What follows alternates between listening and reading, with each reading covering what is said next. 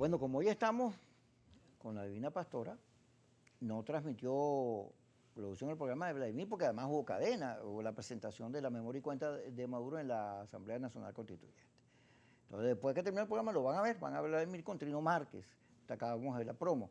Y por supuesto, todas estas incidencias de lo que está ocurriendo en Barquisimeto. Nosotros seguimos conversando con Enrique Márquez sobre este tema.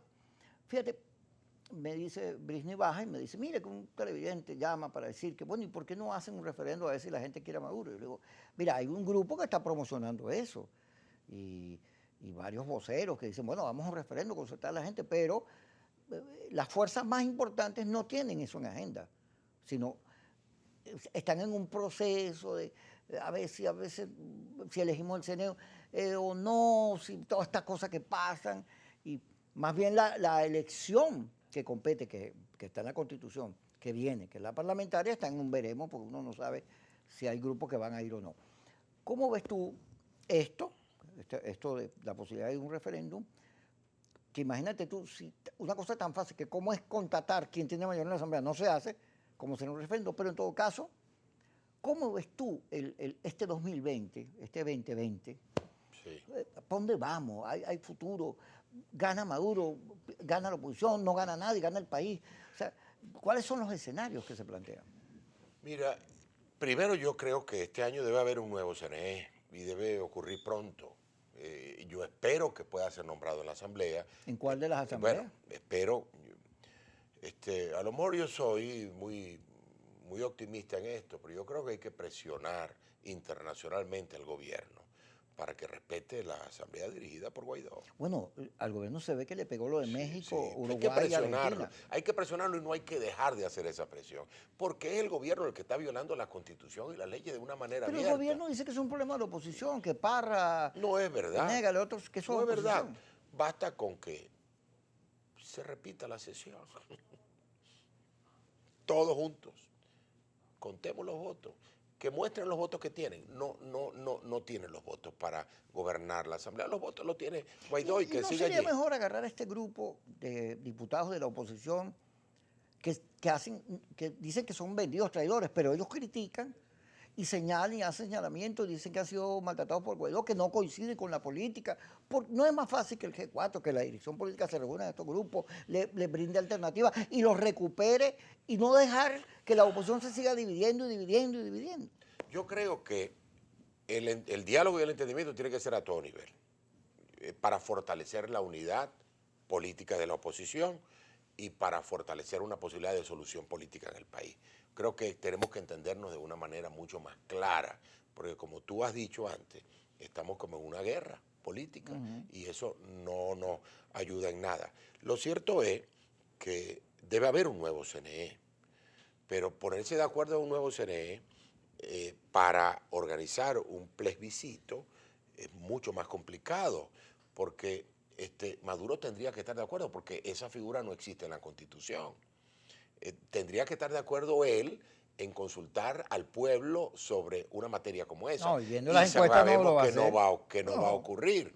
De tal manera que nosotros tenemos que seguir presionando nacional e internacionalmente por una elección presidencial. Y si en el camino se atraviesa la parlamentaria, hay que abrir un debate nacional, que es lo que corresponde hacer. Yo fijo una posición inicial muy respetuosa, que digo, la abstención no nos lleva a ningún lugar y que debemos reflexionar seriamente en lo que vamos a hacer, en lo que se debe hacer para impedir que el país se siga yendo por un camino de anarquía, de imposibilidad de acuerdo, de imposibilidad de gobernar. Aquí está ocurriendo algo que es muy peligroso. El país, el rey del país es la anarquía. Y hay una cesión de territorio terrible por parte incluso de la Fuerza Armada. Porque sí, PDVSA está destruida por el gobierno. Si el Ministerio de Energía Eléctrica está destruido por el gobierno, si todos los ministerios están destruidos, Kiko, la Fuerza Armada está destruida también. Pelotones que deberían ser de 600 hombres, son de 80 hombres y no comen, no tienen uniforme, no tienen municiones, no tienen vehículos, no tienen plata ni para cambiar el aceite a los carros. Y entonces está ocurriendo lo que ocurre por lo menos en el Táchira, en Apure, en el sur, en el Zulia, que el narcotráfico anda como Pedro por su casa. Y eso no le puede gustar a nuestra Fuerza Armada Y yo creo que allí está el llamado principal, que los políticos también tenemos que entender, que hay que exigirle a la Fuerza Armada que ocupe el territorio, porque la cesión a la guerrilla y la cesión al narcotráfico es terrible, y a las mafias del oro allá en el sur, a la mafia del coltán, que son los que realmente están controlando el país. Aquí hay ciudades y pequeños pueblos controladas por el narcotráfico, donde el narcotráfico invierte más que el gobierno, es el Estado. Entonces, es peligrosísimo el tema, y yo lo traigo a colación, porque eso nos tiene que motivar a los políticos a ponernos de acuerdo, porque si no, cuando vengamos a abrir el ojo, no gobierna ni el uno ni el otro, sino gobierna la ilegalidad y el narco, de forma directa, porque aunque pueda haber complicidades gubernamentales, en este tema yo no me atrevo a acusar a nadie de un delito tan atroz como el narcotráfico, pero lo que sí es cierto es que a todos nos tiene que preocupar, porque hay un problema muy serio dentro de nuestra patria. ¿Cómo ves el G4? Porque el G4, que ha sido la mayoría, la dirección política, controla la Asamblea, los partidos más grandes, pareciera, bueno, fíjate, de tener una mayoría sólida de 112 diputados, en este conflicto se fueron un grupo importante. Pero luego, fíjate, los partidos que integran la mesa de la Casa Amarilla, a excepción de Claudio Fermín, salen a decir que no están de acuerdo con lo ocurrido en la Asamblea, rechazan lo ocurrido en la Asamblea. De manera que hay un momento en que se genera la posibilidad de encuentro de todo el mundo. Pero cuando te metes en las redes y en las comunicaciones oficiales, consigues, oye, una cosa bien perversa, que es que se está reproduciendo el esquema chavista, o sea, traidores. El que piensa distinto a ti es traidor. Y en vez de ver una política de encuentro, de unidad, de consulta, de discutir temas, pues tenemos 20 años discutiendo si es por la vía electoral o por la vía de la fuerza. Bueno, habrá que discutirlo toda la vida, siempre y cuando te lleve algún día a ganar. Pero se ve que hay un problema en la dirección que no ha logrado consolidarse, sino por contrario, está siempre sometida a una enorme presión porque no resuelve los conflictos estructurales, sino que tiene esta disyuntiva, ¿cómo es Mr. Hyde, Mr. Jekyll sobre votar o no votar? Mira, el G4 es fundamental para el cambio. Ahí está Acción Democrática, Primero Justicia, Voluntad Popular y mi partido Un Nuevo Tiempo. Son 4 partidos que tienen la representación parlamentaria que controla la Asamblea. Es fundamental para el cambio político, pero no es suficiente. Tiene que haber en mi humilde opinión, una reconciliación con una serie de factores opositores que de un lado y del otro, moderados y extremistas, que tenemos que ponernos de acuerdo para tener un solo camino, para tener un solo cauce. A pesar de que cada uno naveguemos de pronto en embarcaciones diferentes, vamos por el mismo cauce al mismo destino. A mí no me preocupa que haya gente que diga que la única salida es la fuerza. No me preocupa.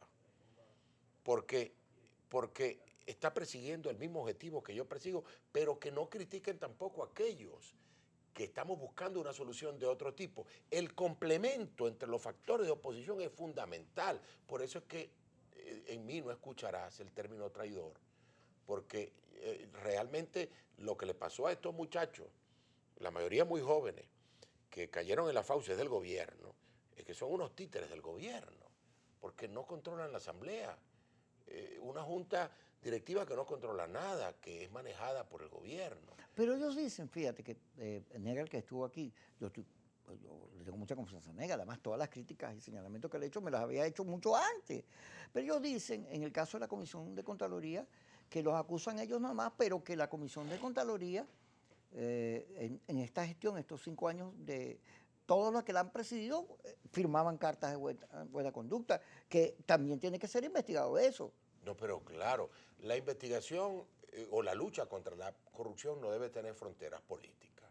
Aquí el que esté haciendo algo indebido debe ser castigado. Pero, fíjate tú, aliarse, voy más allá, aunque la palabra sea un poquito odiosa, ser títere del gobierno más corrupto que ha habido en la historia de Venezuela, alegando la lucha contra la corrupción. Por amor de Dios, eso es un contrasentido. Es un contrasentido. Pero ¿no te llama la reflexión que esos diputados, entre ellos, como te decía, Guillermo Luzo, que era una de las manos derechas de Guaidó, que ahí se ha producido este problema, esta fractura, que se hayan preferido hacer eso que tú señalas? Algo pasó allí, alguien no los llamó, no hubo política, no hubo hay unas molestias, hay unas cosas raras, ¿no? Entiendo perfectamente que cuando eso ocurre uno tiene que revisar su caso. Así Es es, decir, tiene que revisar. entiendo eso y yo hago votos porque haya más bien una apertura en vez de una cerrazón, que hay una apertura del G4 para conversar con todo el mundo y muy especialmente del que lideriza la oposición en este momento, de la figura más importante de la oposición, que es Juan Guaidó. Ahí tiene que haber una preocupación efectivamente por tirar los puentes necesarios y hacer que la oposición y la unidad, en vez de hacerse débil, sea cada vez más fuerte, claro. más fuerte en la diversidad. Porque, por ejemplo, yo he dicho cosas aquí que de pronto alguien no está de acuerdo porque dice, bueno, Enrique es muy dialogante, o Enrique busca el entendimiento, Enrique está equivocado, pero eso no me hace un traidor a nadie. No. Es mi forma de ver la política, y en la diversidad de pensamiento está la clave. Un profesor hace muchos años a mí me decía, Enrique, la verdad es un gran rompecabezas. Tú debes tener varias piezas en la mano, Kiko tiene otras. Pero para saber cuál es la verdad verdadera, nos tenemos que poner todos de acuerdo y poner nuestras piezas en la mesa. ¿Qué es lo que digo yo? Fíjate, en esto, desde que arrancamos la semana pasada el programa, yo digo, mire, yo voy a traer a todo el mundo para analizar lo ocurrido en la Asamblea Nacional. Y la audiencia, el televidente, después de tener la mayor información posible, que fije su posición, pero tienes que escuchar a todo el mundo, porque el fenómeno de las redes, que es muy bueno, la posverdad genera una cosa terrible, que es que no tienes totalidad, sino tienes una visión chiquita del grupo que comparte tus mismas cosas y no ves lo que piensa el otro. Y la verdad, los hechos tienen distintos ingredientes, no solo el tuyo. Si tú no ves a los demás y las distintas corrientes que están en juego, nunca vas a llegar a entender, a hacer un diagnóstico de la realidad que te sirva. Y entonces lo que está pasando en Venezuela, que además son 20 años donde aquí ha habido de todo, golpe de Estado, marcha, cosas, guarimba, salida, elecciones, abstención, tú tienes que, por Dios, no puedes seguir repitiendo siempre permanentemente lo mismo y no cambias nunca. Yo estoy completamente de acuerdo, tenemos que aprender de nuestros errores. Claro. Yo creo que en la forma que se han asumido algunos diálogos ha habido errores. Ha habido errores en la abstención, ha habido errores en la fragmentación de la unidad, ha habido errores en que no nos hemos logrado entender cuando nos parecemos muchísimo dentro de la oposición, somos muy parecidos. Esos son errores. Venga, Enrique, nosotros decimos, oye, que los cubanos, que los rusos, que los chinos, que los árabes, que toda esta gente, Maduro. Pero ¿y los americanos? Yo quiero un país sin cubanos, sin americanos, con mucha solidaridad de la Unión Europea, lo que sea. Pero yo quiero un país donde la política la hagan los venezolanos. Donde preservemos nuestra cultura, claro, nuestra forma de ser y nuestro país. En eso coincido 100% contigo. Yo quisiera que nos preocupáramos de La Guaira para acá. Es decir, del Caribe hacia estoy adentro. angustiado con La Guaira, chicos. Yo quiero que La Guaira gane el campeonato. Y entonces ahora Caribe lo agarró de sopa. Pinta bien, pero te debo decir que van a ganar las Águilas. Sí, entiéndelo. Tú sabes que yo soy magallanero, pero los magallaneros somos unos seres solidarios. Yo quiero que La Guaira gane, Dios mío. Es un equipo muy sufrido, tiene 30 y no sé cuántos años que no ganan. Pero cada vez que uno dice La Guaira va a ganar... Pero pinta bien, pinta bien. No, anoche duraron 13 innings, yo pensé 3 hombres en base, bueno, no ganaron. Bueno, pero yo te decía que también, no nos podemos quejar del respaldo internacional que ha tenido el país. No, eso y la ayuda. ayuda humanitaria, por amor de Dios. Pero a mí no me gusta la intervención permanente de los americanos. Los americanos casi que dan órdenes aquí. Eso es muy importante. Pero también hay que tener mucho cuidado que eso no se convierta en lo que tú estás diciendo, en que haya un país que nos venga a ser nuestro tutor. Lo hemos acusado a Cuba de eso. Y yo creo que ha habido exceso de intervencionismo cubano en Venezuela durante los últimos años, que no lo podemos convertir en intervencionismo de otro país. En eso estoy completamente de acuerdo. Y tenemos que reivindicar nuestras propias raíces, nuestra propia cultura, nuestra forma de ser.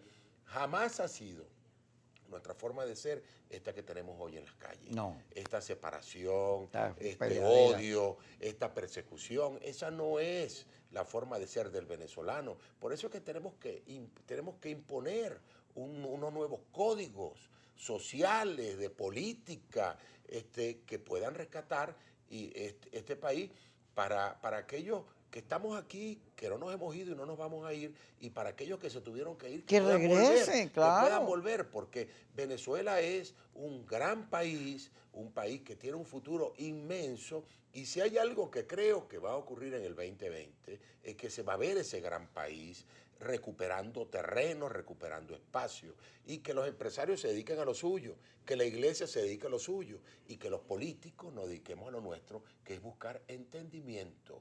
Esa es la labor del político en todas partes del mundo.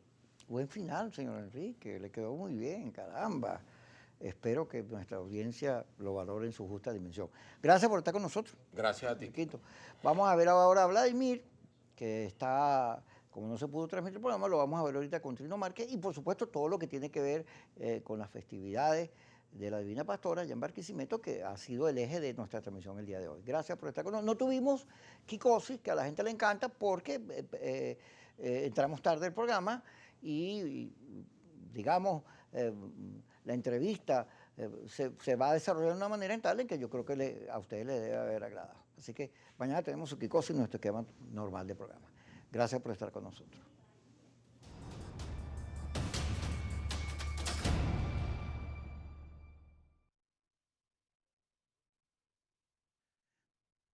No, muy bien.